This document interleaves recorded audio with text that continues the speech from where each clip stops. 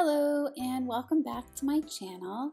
Today I'm going to be doing an illustration of this pretzel, which I think is some kind of German variety of pretzel, either oh boy, I'm probably gonna botch this, but Neujahrsbrezel or a Palmbrezel.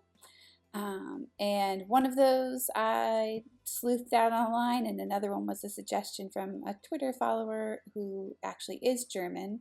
So probably that one is closer to correct, the Palmbrezel one. But anyway, I just thought it was a really pretty baked good, and I love the shape of it and the texture, and decided that I would go ahead and do it for today's video. Last week was super full and busy with commissions, so I just kind of wanted to loosen up and do something that was a bit more just fun, and I didn't have to think about as much, and wanted to intentionally kind of try to keep it a little bit more on the loose and textural side, since I've been doing a lot of really precise work lately.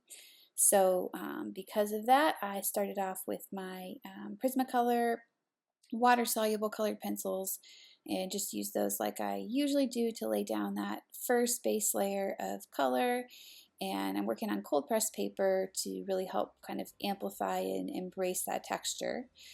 And after the Prismacolor watercolor pencils have dried, I'm just going in here with the Prismacolor softcore pencils.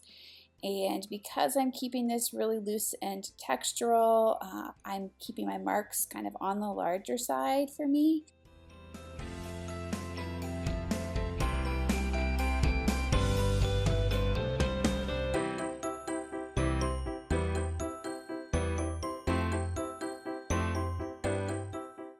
Going in with lots of golds and yellows, you can see here, and then in between those little kind of crevices in the braid, I put a little bit of like a jade green color, which I like to do on baked goods just because I feel like it helps really communicate that area where things maybe didn't get quite as browned or quite as baked as they did on the crust of the pastry.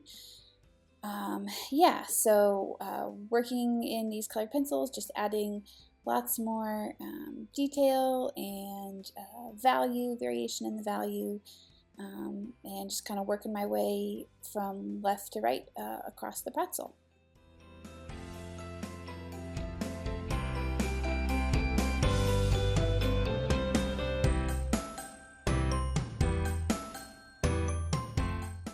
Now, since I'm really embracing the texture on this piece, I've decided not to use any Gamsol and no blending pencils. I'm just layering on layering on layering with the colored pencils themselves, but I'm not doing any really intentional blending because I want to keep that texture really visible. And at this point, you'll notice I'm going over the top kind of with some unusual colors.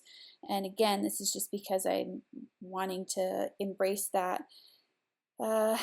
texture and kind of even emphasize it and draw attention to it. So going in with some neon pinks and some darker purples and teals. And now I'm adding the highlight with the white colored pencil first, just to kind of block in where I want it. And then I'm going to go in with my Prismacolor, Sharpie paint pen. Because that gives me the really nice opaque highlights, and I'm just putting those right over the same spots where I had the white colored pencil. And then I'm also going kind of all over in a really erratic, almost zigzaggy type pattern to again emphasize that texture. All right, and that's about it. There it is, all finished up. Hope you guys enjoyed seeing this process and liked the video. If you did, please give it a thumbs up and subscribe. And I will see you in next week's video. Thanks for watching. Bye.